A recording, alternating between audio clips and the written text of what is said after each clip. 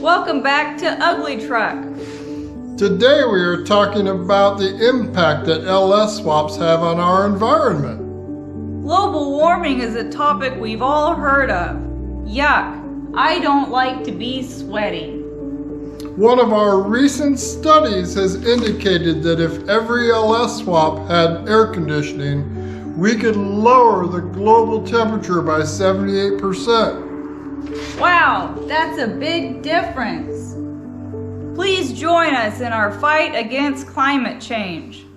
Global warming, more like global cooling.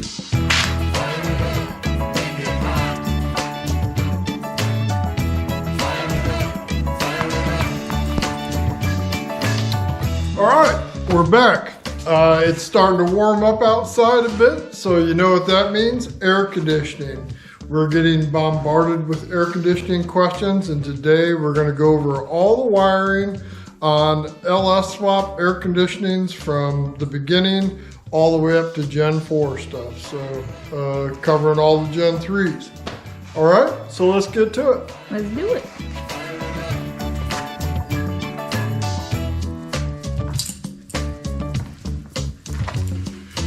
All right, today we are going to try to give you all the information that we know about the wiring and the functionality of the LS swap air conditioning from the beginning, 1999, all the way up to the Gen 4 2000s, okay? A few different systems. There's a lot of different ways to make air conditioning work.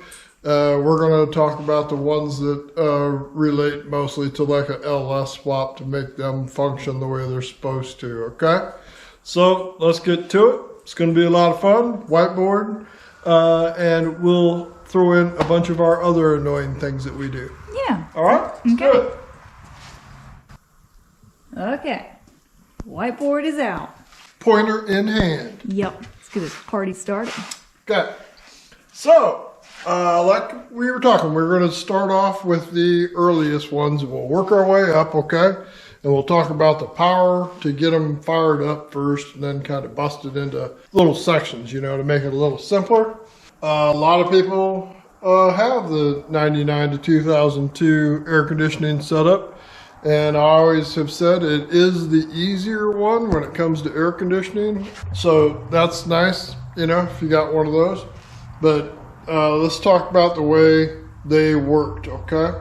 Okay. What made them better or easier was they got their power to the ECM that told the ECM to go ahead and turn the air conditioning on and run the air conditioning from 12 volts, okay? Mm-hmm. Not a data signal. It got it just from your switch inside the interior of the truck, van, whatever. You'd turn your little button on to air conditioning. That would supply 12 volts.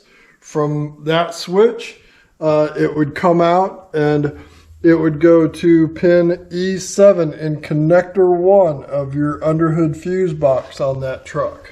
At that point, it just passed through the fuse box. The fuse box was just used as a junction for it to split off into a different direction.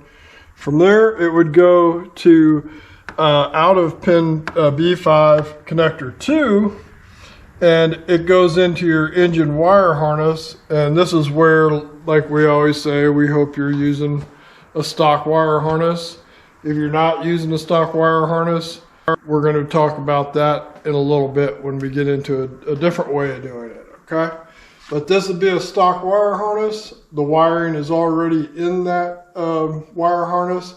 It'd just be a matter of going down and plugging it in to the same spots that where it come out from the donor. For the most part, the connectors, they only plug into one receptacle. But it gets 12 volts going, passing down to the back of the air conditioning compressor on most of them.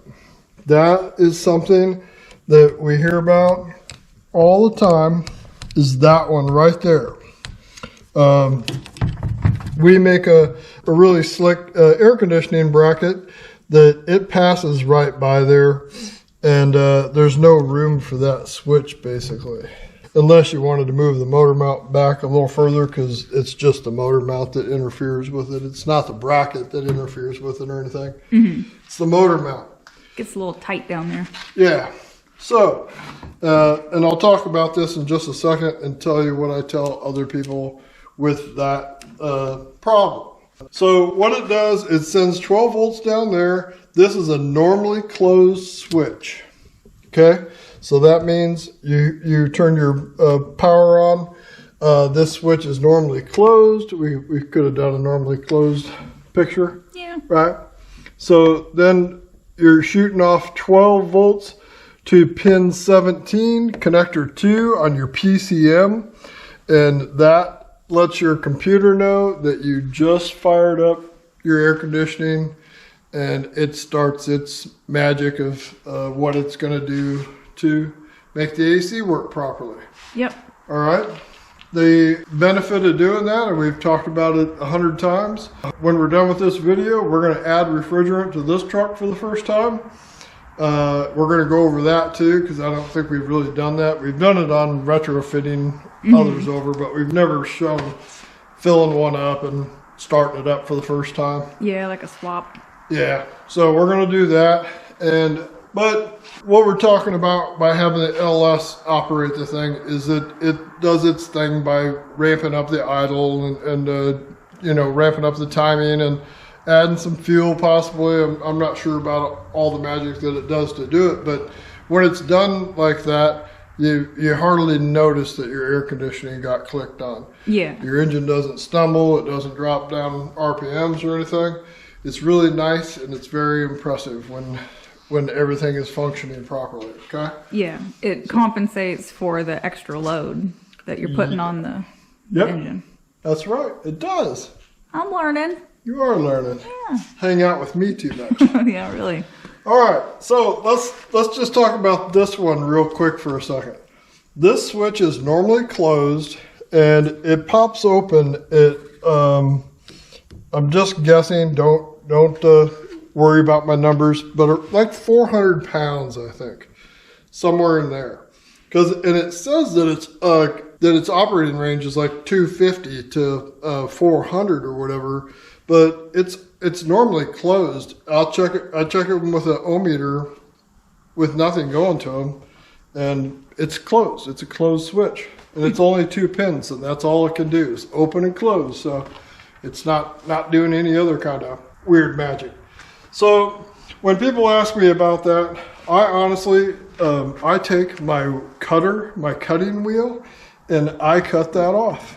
I just go in and I cut that flush with that chunk of aluminum there, and you don't go deep into them with a drill or anything, then it'll leak. But I just cut the end of the plug off, and I forget about that switch.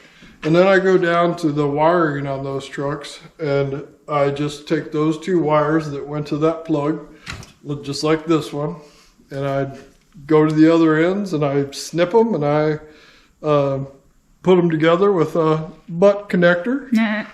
You said butt. Yeah, I got that one in early. All right, so there you go. Then you're eliminating that switch, and people are going to be like, whoa. You're crazy. Wow. You're going to eliminate that? What a rebel. Well, when you get up to 2005 or so, they realized that switch really kind of it's redundant, because when we get down to the others, it's got another high pressure switch in there. And that's the high pressure switch on that one cycles the compressor on and off. And then it also has a low pressure one too, like everything else does. But you can do without this one. If it's there, great. Doesn't hurt anything. But if you don't want to mess with it, cut it off. Take the 2 wires that used to go to it, connect them together, and eliminate that portion of it and save yourself some room. Okay. Okay. And it'll still work fine. Okay. I think they probably have that one in there. Your other switch is going to shut it down anyway, but I don't know, maybe if a hose got folded over or whatever, it would be another source of showing high pressure somewhere in the system, isolating it from the hose. But the switch that comes, the other high pressure one, is only about, like 8 inches away from the discharge line that comes out of the compressor. So I don't know. But when you get into 2003 or whatever, they don't use them. Anyway, okay? Yeah. All right, so that's it for that. That's how the electrical system works. So technically, if you were going to do a swap with one of those, and always check your own pins and everything, don't just go off mine. Confirm it on your own wiring diagram, please. But you could, if you used everything stock, you could run that wire that used to go on your whatever your swap is. You find the wire that come from the switch on the control, right? And just go 12 volts in the on position to E7 C1, and all of this stuff that's we're going to show you next will happen on its own. Okay? Yeah. So let's add to our picture. Okay.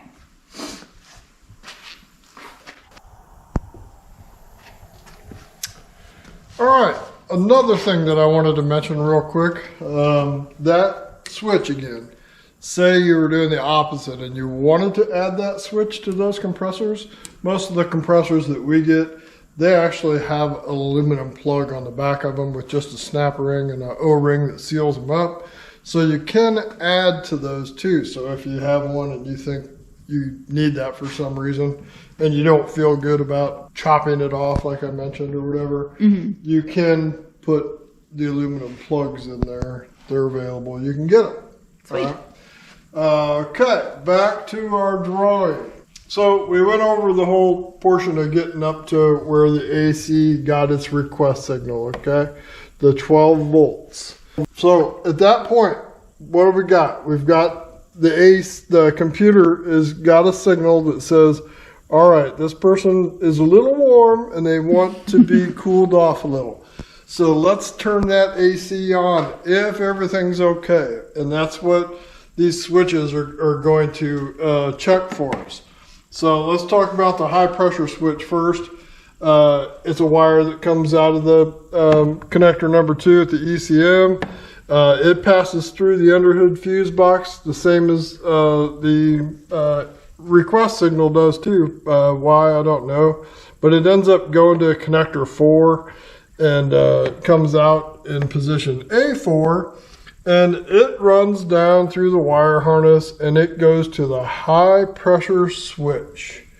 And you can see here by my drawing, it's normally open. All right, so that means that as long as your pressure is below, let's say 400 pounds, then this is going to stay open, okay?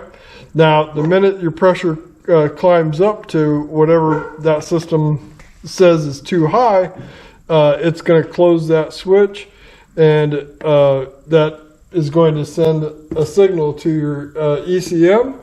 The ECM is going to say, hey, it's way too high, and it is going to just basically not allow the request signal for air conditioning to happen. Yeah. All right? No AC for you. Correct. So they call that the high pressure signal at the ECM, and then we get to the low pressure switch, and they call that the AC switch on those. And what it does basically is the exact opposite, except it's normally closed, but it's only closed at about, I'd say around 25 pounds is what I normally see. It may be a little lower, I don't know, but around there. So if it has less than 25 pounds pressure in the suction side of the air conditioning system, the low side, then it says, well, I know it's way, way low on refrigerant because the compressor's kicking on and it's sucking it down to less than 25 pounds. And you don't want that because your refrigerant's not going to be there to circulate oil. And so it's best just to shut the system down and not have it running. So why do they call it the AC switch though? You have to have something that is going to cycle the thing off and on because the pressure goes up and down so much in them. So that's how they do it with the low side switch. As it climbs down, it shuts the compressor off. The pressure is going to climb back up inside there because as that refrigerant warms up, the more it warms up, the pressure goes higher. Okay, so that's how that works. That's the main switch, hopefully, that is cycling your AC system on these. Now, the high pressure one, it'll shut down too, but like if you're running and that thing's cycling it because of your high pressure, then you got problems anyway. You got a plug condenser or who knows, but your high side pressure is going too high and it'll shut it down also from that, but ideally that's not what you want it to do. Okay? Okay. Now, these are also before the electric fans came out in them also, okay? So when we get into the next ones, then we'll talk about that.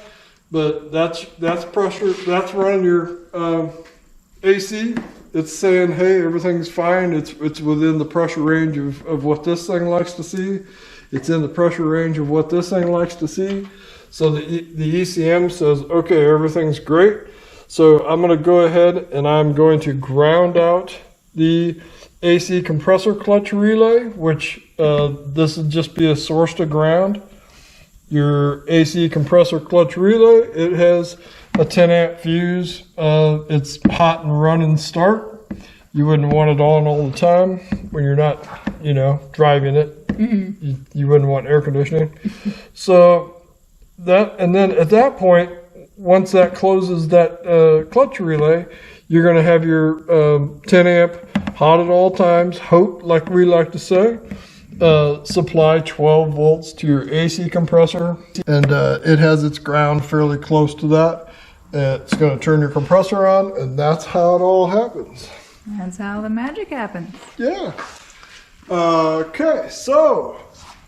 I said, okay, so. Oh, no. Oh, we better start over. Okay. All right, do over. Do over. Now, say you've got a standalone harness and you're not going to use the underhood fuse box from the donor. Say you don't really care about the high pressure switch that's in the back of this compressor. All you'd have to do at that point, but say you are running, like the GM ECM, like you're not running a Terminator or something like that.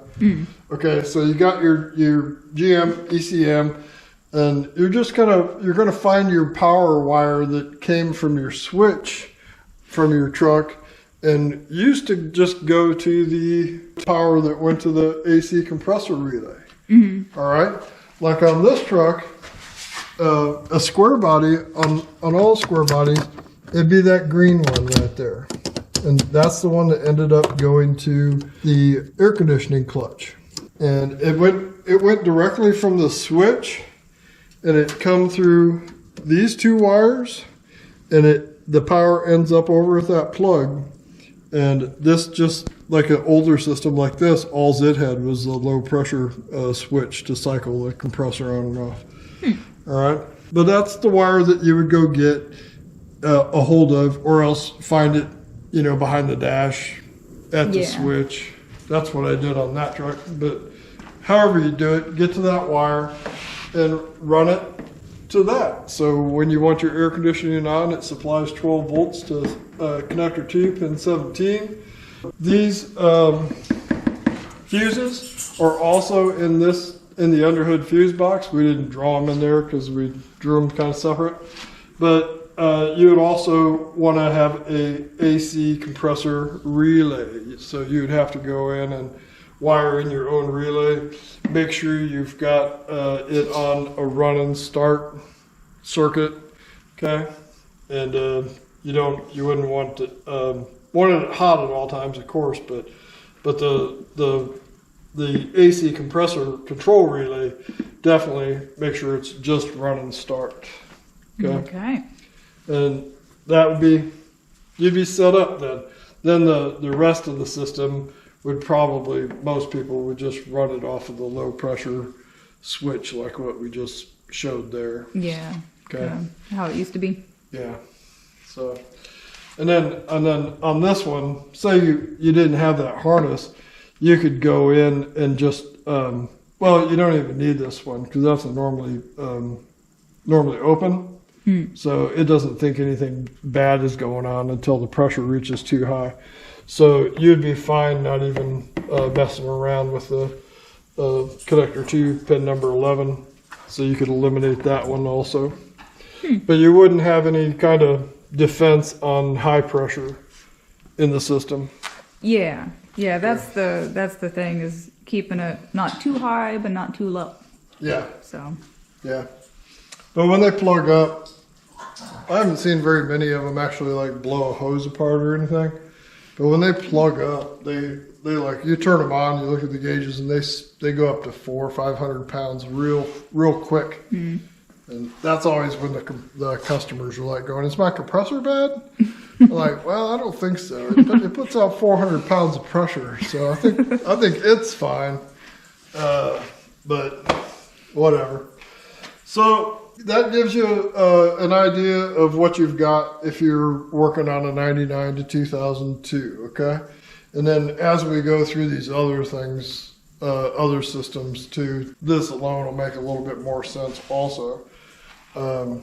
It's a pretty simple system, but it's not, it doesn't look simple. No. You know? No, I wouldn't say simple when I look at that board. Yeah.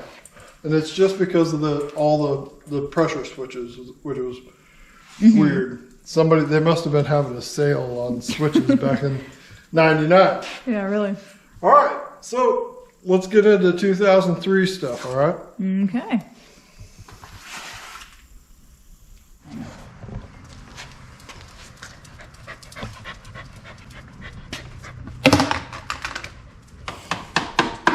Get the message? Uh-huh. Okay. All right, 2003 to 2007. We say 2007, but basically 2003 up to when you hit Gen 4, okay? That'd be the difference between what we're going to do today until you hit Gen 4. All right? And that's a whole different nightmare. Yeah, Gen 4 is pretty much the same as this, but a little different. Another nightmare, just like you said. All right, so how do these work? Well, they work in two different ways, and we'll go over both of them. We'll go over the most common one, and the most common way is the only way to turn the AC on a Gen 3 these years was to have the module, and this module talks computer language. Sends a data signal to the ECM, and that is how it gets its request. It doesn't look like a computer, but it actually is. We've done a video on it showing how we do that. She'll have a link in the description, I'm sure. Oh, yeah. Right? But what we do real quick is we use the truck's original switch to basically just turn this on. And then this is set with the air conditioning on or with the defrost on, like our friend Tim Anderson has pointed out to me. I'll talk about that in a second. But I leave this in a position where the AC is on all the time, and it has constant battery power to it to keep its memory alive. And even without that, it still keeps its memory somehow. So that's why I was using these. So then it gets turned on, and then it is just going to send a data signal to the ECM saying that we want air conditioning. So that's what this thing does basically. HVAC control module. So what's going to happen once all that happens that we just talked about is, well, first off, let's talk about the low pressure signal, okay? What's different about these is it gets a low pressure signal sent to the HVAC module. It doesn't get it sent to the ECM. So on this system, your low pressure switch that's out on your receiver dryer, it is just a source to ground that passes through the C100 plug and then goes to the HVAC module. All right, so it doesn't even go to the ECM, but it tells the HVAC module that you've got more than 25 pounds pressure in your air conditioning system. And so according to the HVAC module, then it says, okay, we'll go ahead and we'll send a serial data command to the ECM saying we're requiring the air conditioning, and go ahead and start the process of doing that. So that's how that works.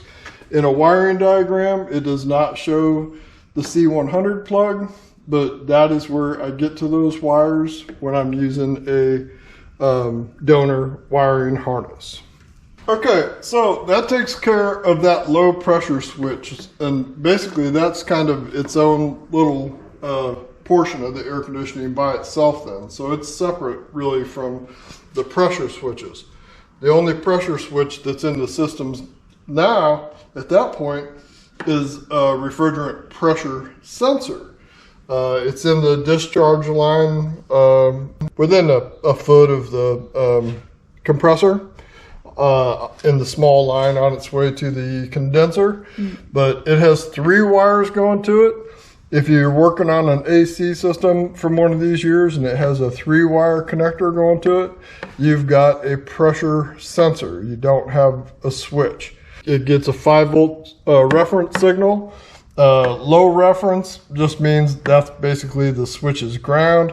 So it's not measuring low pressure or anything like that. And then this one that comes into pin 14, connector number 2, that is your sensor signal. That's the amount of pressure that your high side system is putting out in your air conditioning system. So that's it, and that's all it needs to run everything is that one. And then as long as this one stays below or above 25 pounds, it's going to stay grounded out.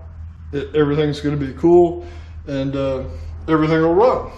At that point, the PCM, it says, hey, go ahead and turn it on. It grounds out the ignition E fuse, the AC compressor relay, and it ends up sending 12 volts to your compressor clutch. Okay. Okay, so actually that's a little simpler, really, except for how this thing gets power. Yeah, less wires, but more pieces. Yes, that's right. So that's all there is to that one. The wiring for this is all done for you, except for this portion of where you're going to go to the C100 connector.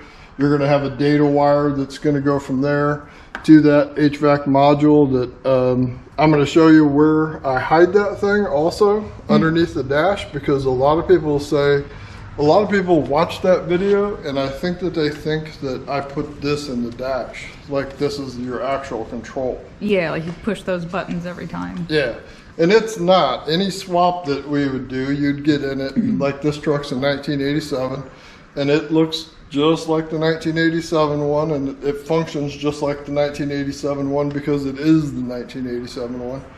And this is just hidden in the dash, and we'll show you where it's at here in a second, how I do it, but you can put it anywhere.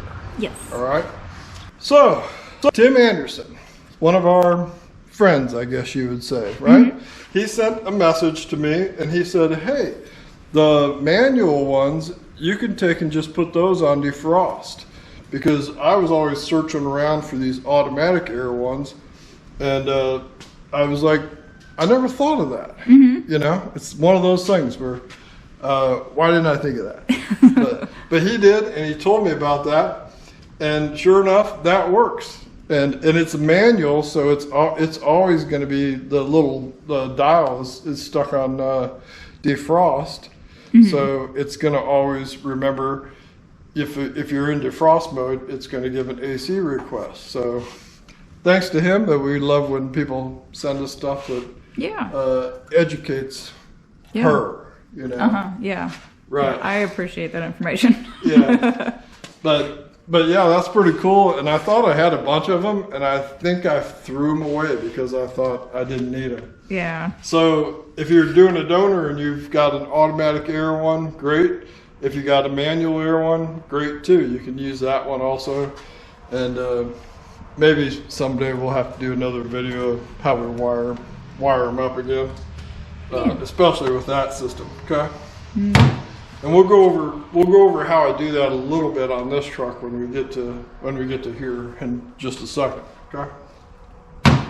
So what's the benefit of this whole system? The benefit of this one is the refrigerant pressure sensor. In 2004, 2005, you started seeing a lot of the electric fans.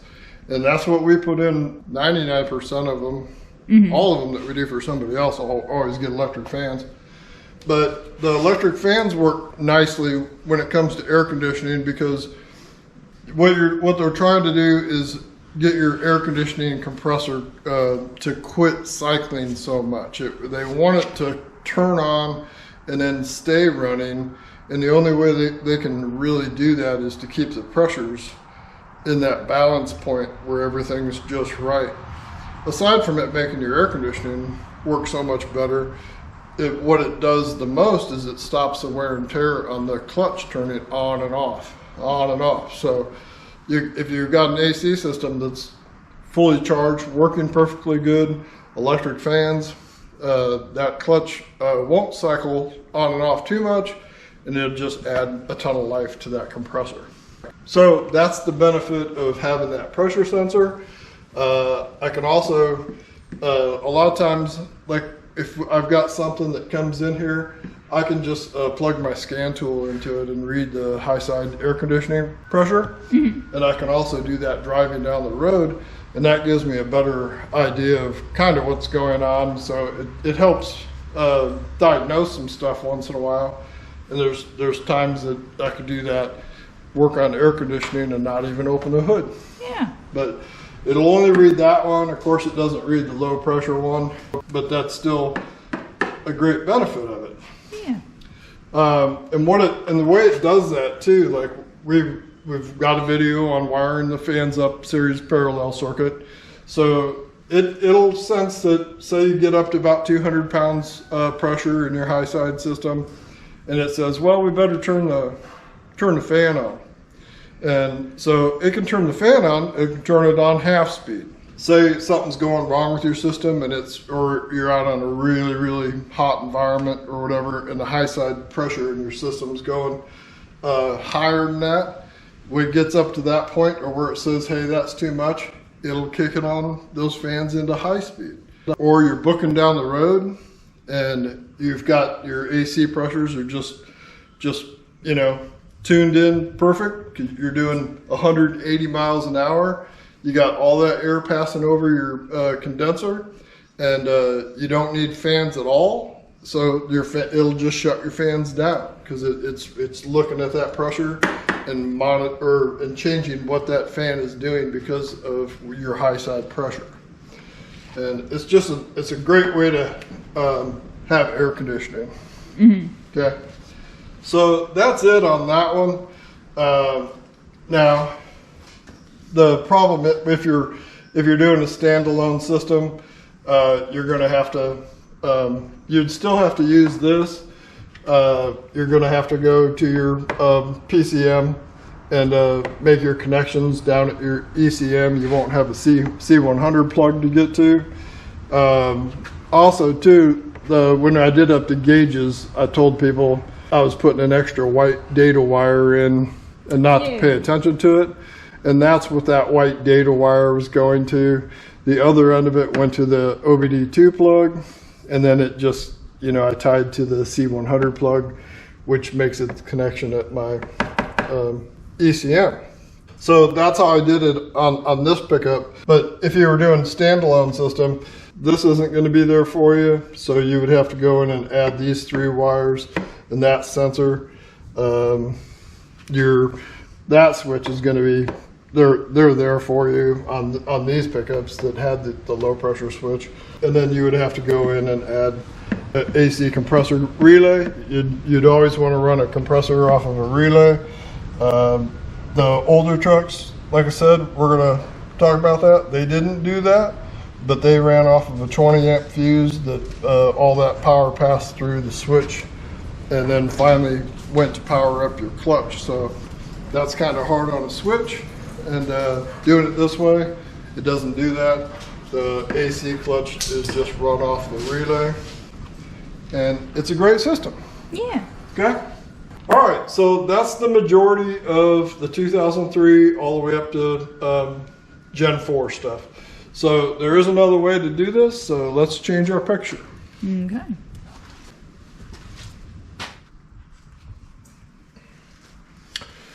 All right, there is another way to do it if you have the right ECM to do it, okay? Every once in a while we'll mention a service number on the ECM. Basically it's just its part number, okay? 125, 86, 242 on this one. So there's only like 5 or 6 of these that were made for vans that will do this. And it's not a software thing, it's a actual part inside that is not there. I know that there are people that crack them open and go in, and I don't know if it's a resistor or whatever, don't really care. And they add them to that. I would do that if I was on a deserted island and had to get it done. But these, I would just buy one. If that's what I had to do, you can pick them up at a salvage yard for less than $100 and just get yourself an ECM that'll do this system if this is the route you want to go, okay? Okay. All right. And what do? Vans didn't have fans on them in those years, or they didn't have electric fans. They all used mechanical fans. So they didn't have to rely on the refrigerant pressure sensor because it wasn't going to run a fan anyway. So in this picture, just imagine that not being there for that pressure sensor. But we left it there for a reason. We'll get to that in a second. But the way they work is they just supply 12 volts that come from your power from your interior fuse box to your air conditioning switch. You've got a 12 volt signal when your switch is closed that's going to pass through your connector 100 again if you have one, and it just sends 12 volts to pin 17 on connector 2 at your ECM. Now that has to be turned on by a programmer. Not if you had a van. If you pulled it out of a van, chances are it might be done, but whoever's programming the ECM, if you're going to do that, you'd want to tell them that so they can make sure that it is switched for a van. Just make sure that that's, right. Okay. Now, the low pressure switch, that's the only thing that a van used was to cycle the system on and off, was a low pressure switch. And it was just a wire coming out of pin 55 in connector 2, passes through the low pressure switch, mounted on the receiver dryer, and then it was just a source to ground. So if it saw a ground, it would know that the pressure is below 25 or so and shut that system down. And also cycle it, okay? Yeah. Everything else works the exact same when it comes down to that. When it sees that signal and says that's fine, it's got its 12 volts, and it says it's going to make a ground for the clutch relay again. The fuses for these are exactly the same as in the other non-van setups, and it's going to start up your AC compressor clutch. And also that ground is nowhere near down by the compressor. It's on the back of the engine on the right hand side. Yeah. So when I say it's grounded right there, it's not grounded right there. It's grounded in the harness, but it's grounded on the back of the engine block. You'd have to make sure that that's grounded good. Ooh, yeah. If you were wiring up one on your own, all right? Yeah. Well, so say you're lucky enough that you have one of these ECMs that would do this setup for you. And also, we'll put those service numbers in our description for you too, so you could look and see if you by chance have one of those that you could use. But now the refrigerant pressure sensor, if I was doing one of those, I would still use electric fans, and I could turn it on the same way, just using 12 volts. That would eliminate my issue of having to use that. And I would just run the wiring because if you're using the van harness, also, you're definitely not going to have these wires, but you can go and add these 3 wires in a connector and a high pressure sensor. And then it will make the cooling fans function exactly the same as what it does on the other non-van ones. So you would have kind of the best of both worlds there. If I was running one that just had mechanical fans or whatever, then I wouldn't do that, and I would just rely on the low pressure switch to do everything. And that's a pretty simple setup. But it's also going to do exactly what the other ones do with when you turn your AC on, you're not going to notice it. Yeah. You know, it's going to do all the other magic that takes care of it. It's just a little different because vans were without electric fans. Yeah. Right? Yeah. Fans are weird. Yeah, they are. So, I don't think we need to do a picture, but we'll just talk real quick about Gen 4 stuff.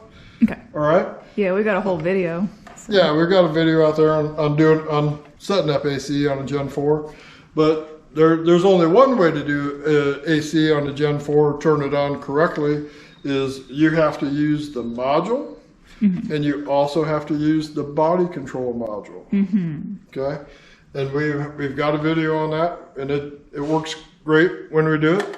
That is one of the things with Gen 4, and the rest of the stuff on the Gen 4, it works exactly the same. It's just a matter of having to add one more piece to give it the AC command signal through data.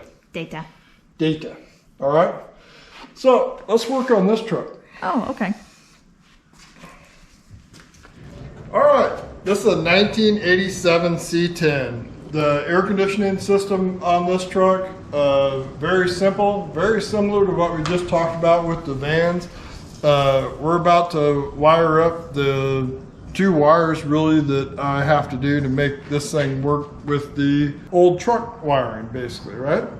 So let's just talk about how they worked and show that, and then we'll come over here, we'll wire it up.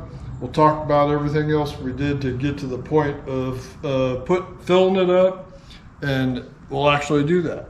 Yeah. Okay? And we'll be done. This is the last thing that I have to do to this truck. Yay. Most Chevys back then, they used this system, except for the weird ones that use what's called a POA valve.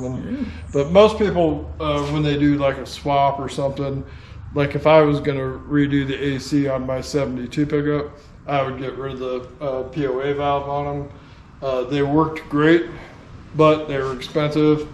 I would switch the system, okay? But this was the majority of them, and the way they worked were so simple. You would just have your 12 volts going to your AC switch, or what we should say now too is in the defrost position also. Oh, yes. Okay. But you would turn your switch on when you got a little warm, and it would send 12 volts all the way through the firewall. It would go to the low pressure switch, which was mounted on the receiver dryer.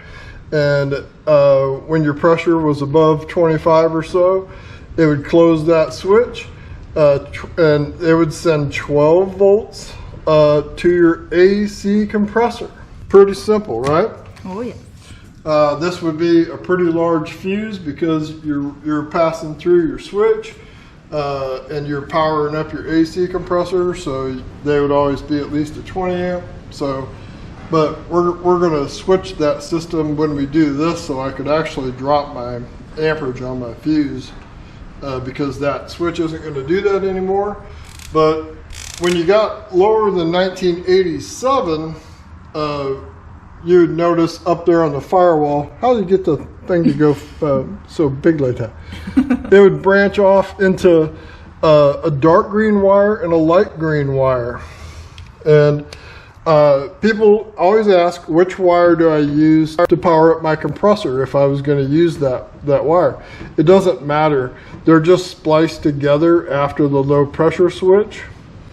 And the reason that there's two of them is because that one would branch off and it would go to the kicker switch on the carburetor to bump the idle up and raise the idle for your air conditioning, because back in the day, you'd turn your air conditioning on, it would drop down to 600 RPM or less, or kill it, and then it wouldn't bump up until you touched your foot on the pedal, and then it raised the kicker up. Oh, yeah. I've explained that before, but nobody will ever see a kicker motor on a carburetor anymore. But that was pretty cool.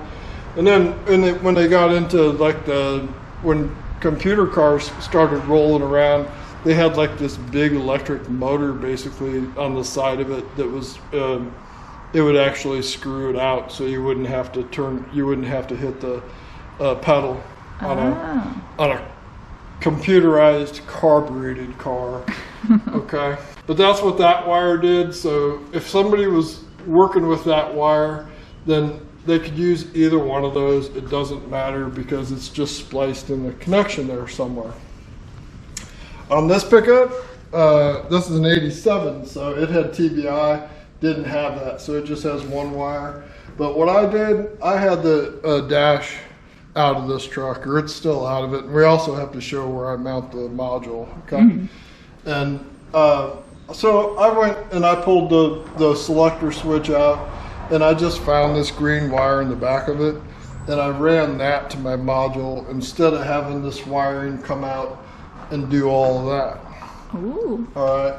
But if I didn't want to do that, like if I didn't have the dash out of it and I didn't want to do that much work, I would absolutely just come out and get onto the end of that wire, and we're going to bypass the low pressure switch anyway. Okay? Yeah. So by what we're going to do next, we're basically going to go from the truck, and we would bypass that switch. Man, I'm getting good. You are. Wow. I'm really impressed. That's kind of embarrassing. It's like a boat or something. I should do boat drawings. Oh, there you go. All right. Enough jokes. So that's that wire that I'm talking about. That's that green wire, and that's the end of the circuit.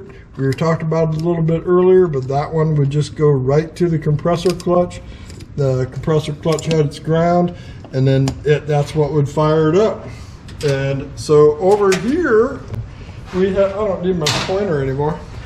So over here, we've got the low pressure switch on the receiver dryer. This is the one from the 1987 truck. You can use that one, no problem. I'm going to reuse it. It works. There's no reason for me not to. Then what I'm going to do is I don't have to do it on this truck, but if I wanted to run off of that wire over there, I would cut these two and I would splice them together. Right? Yeah. So that's going to make a connection from my switch over to that wire, and it would make that wire have 12 volts when I put my selector into air conditioning or defrost. But these two wires would have to be spliced together. The way I did it, doing it underneath the dash, I'm going to cut these wires off right here.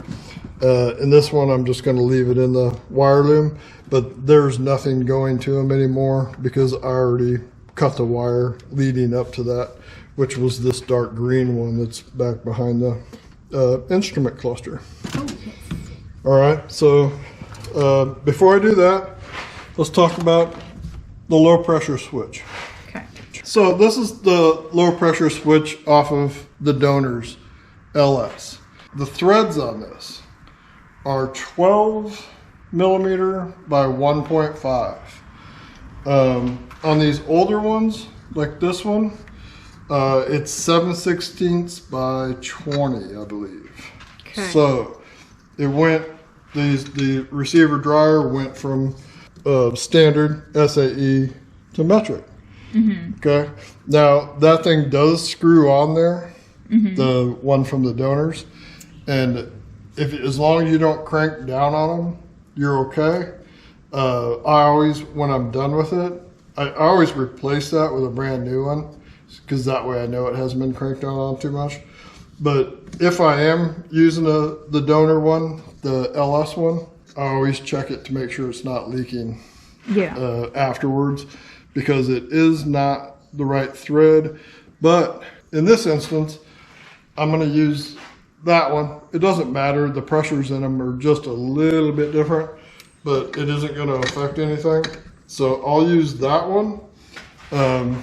If it was somebody else's truck and I had to replace it, like say I wasn't going to reuse that one and I was going to send this truck off to Texas, and I wanted to be assured that the switch was just right, I go and I buy a switch from a I think in 89, they started going to this switch. Same thing. It does the exact same thing. I have to buy a new connector for it, all right?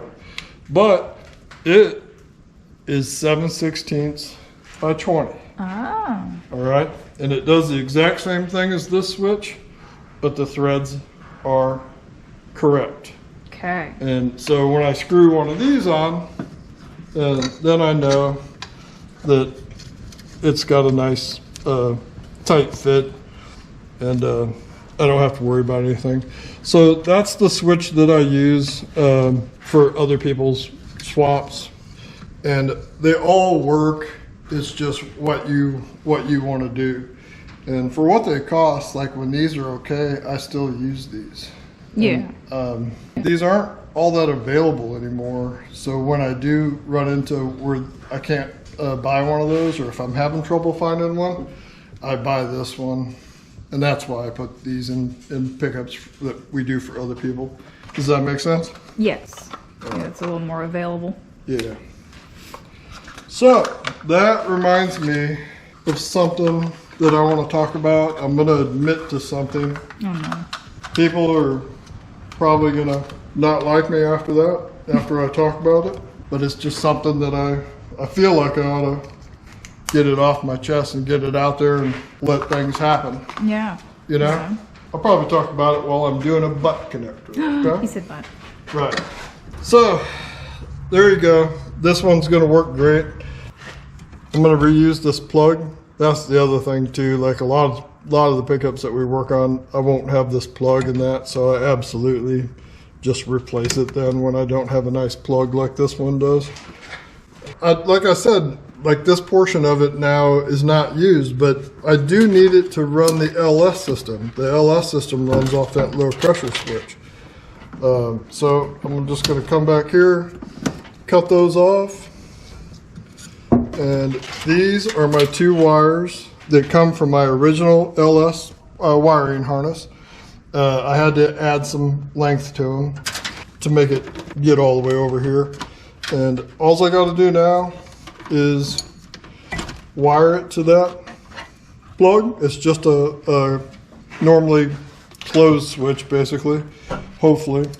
And it doesn't matter which wire I put it to. It's just making a connection through a switch, and that's it. So it just wants to know open or closed. That's right.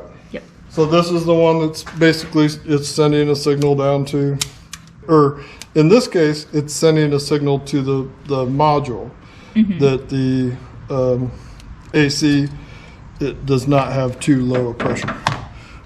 Do you have any idea what it is that I want to admit to? No. No? Well, that's good. At least you're not like looking down upon me. All right. Well, the SAE to metric thing there on the receiver dryer made me think about it. I consider myself an American, right? Okay, Foreign country. that's right. But I think I'm gonna move my metric wrenches above my SAE wrenches Oh my goodness. in my toolbox. I held out as long as I could. I was gonna say, you've been talking about that for a few years now and we've never done it. I just don't think SAE's coming back. Waiting for it to make a comeback. In the 90s, when everything started coming out metric, we'd sit around and be like, oh yeah, we'll get back to SAE. And I just don't think it's gonna happen. It's like bell bottoms. Yeah, They'll come back around again. yeah. So there's gonna be some haters. Some metric haters. Yeah, I do. I'm proud though that I think we've made our mark with the corn torque method. Mm-hmm. So even SAE didn't come about, but the corn method for torque is about as American as you can get. Oh yeah, definitely. Yeah. And I mean, it's just sweeping the nation. Also, I don't know if you noticed this or not, but I just put those butt connectors together without my glasses. My goodness. Yes. Your new eyeball, Yes. I can see now. which is nice. So there you have it. There's our LS system. It's tied into the low pressure cutoff switch. Now, the rest of them, like this is the sensor, 3-wire sensor. It's already part of that harness. And then where it plugs into the clutch, it's down there somewhere where you can't see it, of course. So as far as using like the donor harness, that's all I have to do out of the donor harness is tie it onto the low pressure cutoff switch. Yeah, and you can't do it wrong No, not really. No. unless you put both of the wires to one wire. Yeah. That wouldn't work. No. No, you are catching on. I am. Taking notes. All right. So what did we do to this truck? And right now, it's ready to go once it's filled up with refrigerant. This truck, I put a universal condenser on the front of it. I didn't use the donor condenser. I was spending a lot of time fixing the radiator support, doing that. I found a condenser that I use that is the exact same size, a thin tube condenser. I made 2 hoses, or 3 hoses actually. I used the fitting off of the donor, but I made a hose going to the condenser. And then I've got a new hose going to my steel line.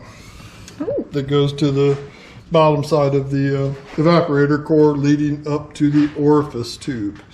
And then of course the suction side, low side hose, I had to make that. Yep, and we've shown you that before. Yep. We'll have a link for that one. The evaporator, I cleaned it out. Johnson's, couldn't be more American either, right? If it's named Johnson's, that's got to be an American name. This stuff's expensive, but it's about the only thing that I will use anymore to clean something out. And like on this truck, I paid attention. I pulled the old orifice tube out. Not too much stuff on it at all, which is a good sign. Go ahead and clean the evaporator core out. And everything else is brand new except for the air conditioning compressor. It is off the donor truck, a 2005 Silverado. I take it.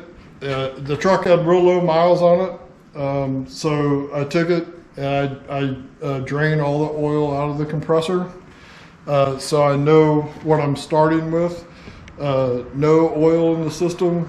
Yesterday when I put this suction hose on, I put 7 ounces of oil in this. All right. Okay. How I come up with 7 ounces of oil in it, the 2005 Chevy, that's what it had in it, was 7 ounces. I don't have very much more lines or anything. If I had added a bunch of lines, or if I had a large tube condenser, then I'd probably add just a little bit more oil. But this system is pretty much the same size as the 2005 Chevy Silverado.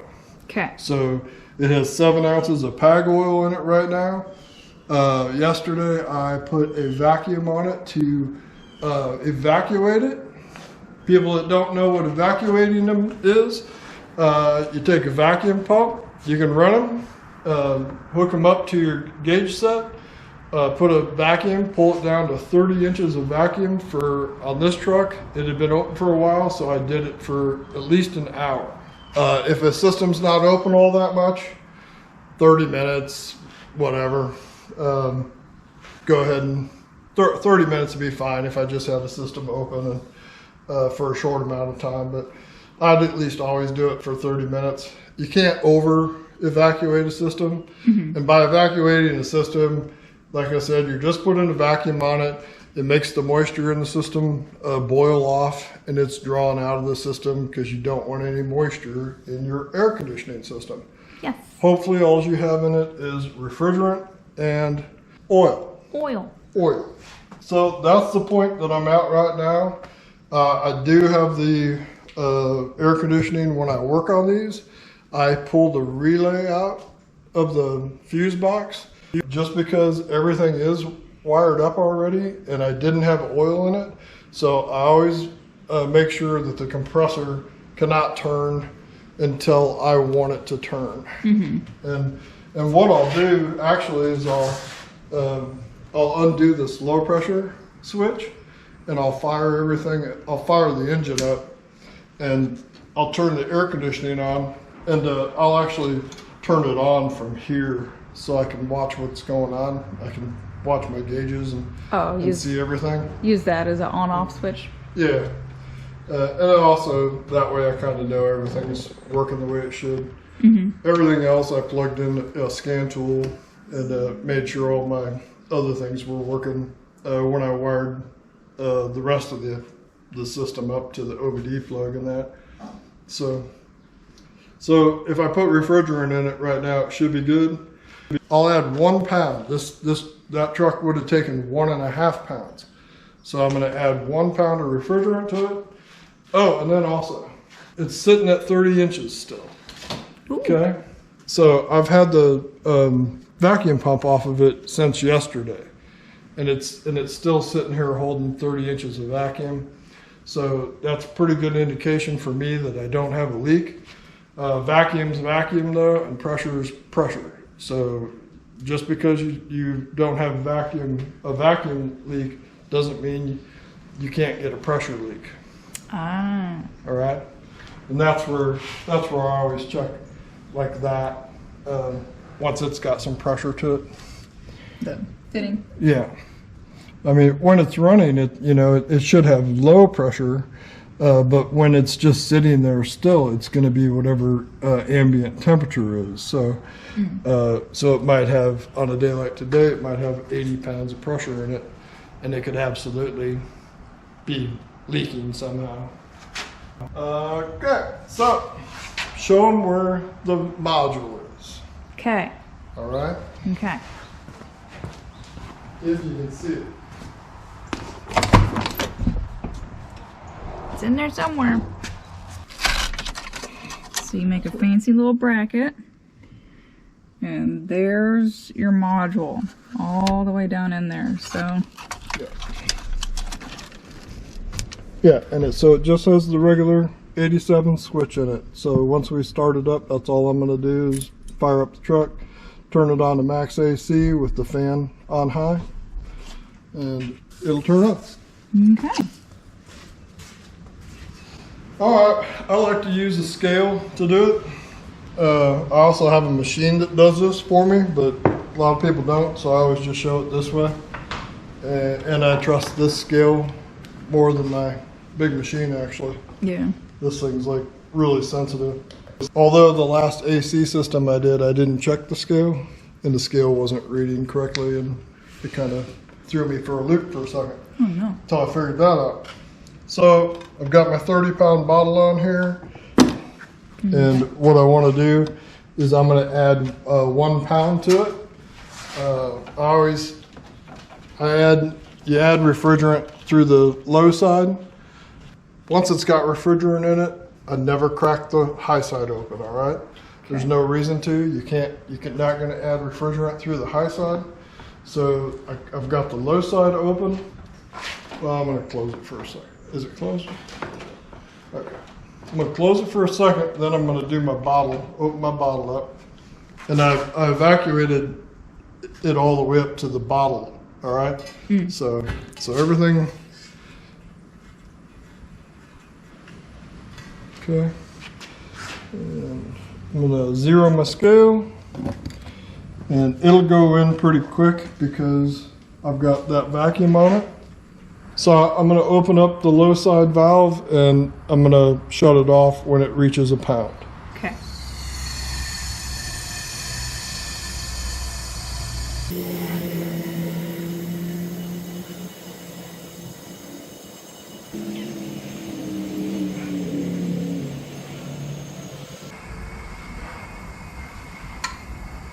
Did you hear the switch?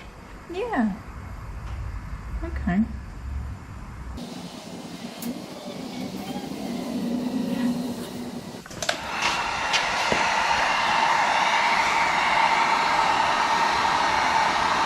If I warm my bottle up, it'll force that in there a little quicker.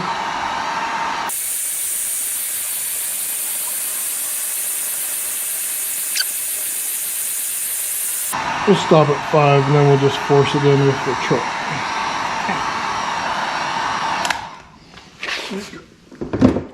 So it's going in kind of slow. It's not very warm in here today. So instead of heating that tank up, I'll force it in there with the truck. We'll suck it in with the compressor. Oh.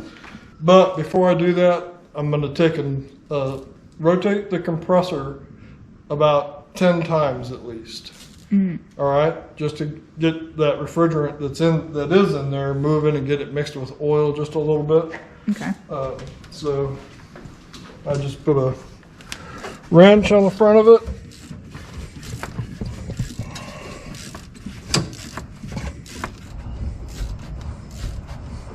You can hear the refrigerant moving through it.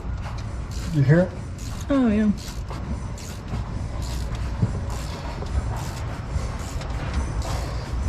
So it's only drawn in like a half a pound right now, almost a half a pound. So I'm going to start the truck. I'm going to turn the air conditioning on. I'm going to disconnect this low side switch. And while I have it on, then I can just come out here and plug it in, run it in short bursts. I'm not going to just start it up and let it run, especially if it was a brand new compressor. Definitely don't want to do that. You want to get all the refrigerant oil mixed in with the refrigerant. Make sure everything's lubricated that way instead of just turning it on and letting it fly, you know? Okay, so that's why I'm doing that. I'm gonna fire it up. Okay.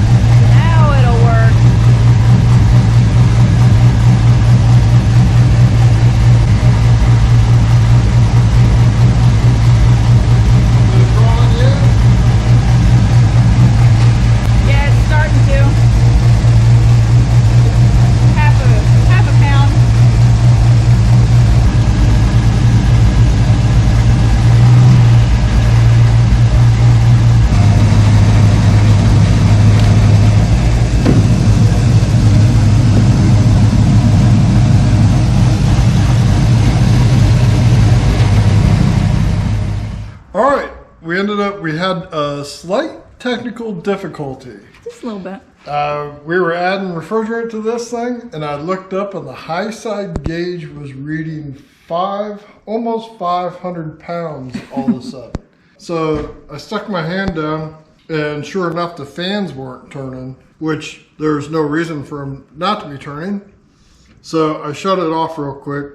I didn't really like seeing that. So I plugged my scan tool in and turned the fans on manually with that. And the high side pressure was running at about 150 to 160 pounds, which is great for today, okay? So everything works fine. I'll start it up here in a second. We'll look at the pressures now. But it runs super cold. The blower motor, it doesn't seem like there's a lot of air passing into the interior of the truck, like something's going on with the vents inside of it. So that's going to decrease the evaporator core temperature if you don't have warm air blowing over it to take away that cold air. So if I let it run for a while, then all of a sudden it'll start cycling a bunch because the low side pressure comes down at below 20, 23, 24 I saw is what it was changing at. So, but I mean, it's ice cold, so Yeah. I'll fire it up so you can see it. Fine with you? Sure.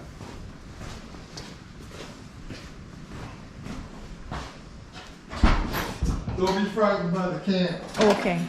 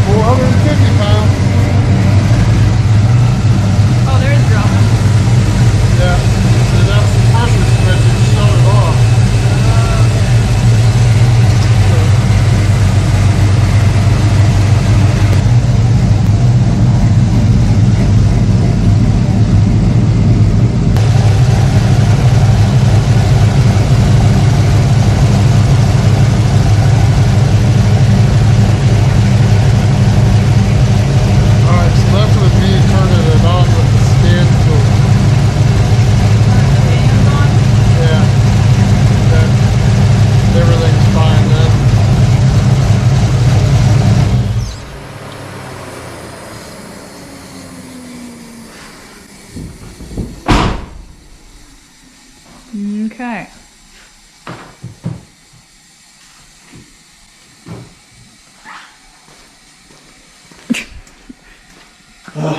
All right. So it did the exact same thing to me again. I turned it on with the scan tool, and then it works fine after doing that. Turn the fans on with the scan tool, and then Right. the pressures are good. Doesn't always go smooth. That's the way it goes. It does work. Everything's fine with it. I got to figure out why the air's not blowing through the evaporator core, Yeah. very well, and then figure out my fan problem here. But that's it. It's either that or light a match to it. Yeah. So we'll get this fan issue figured out, and then we'll post an update on Swap Talk. If you haven't joined that, go and do it. She'll have a link in the description for it. Oh yeah. I hope everything that we went over today will help you out with your air conditioning on your LS, because we are trying to cool this baby down, right? Oh yeah. All right. As always, thank you. We appreciate you watching. See you next time.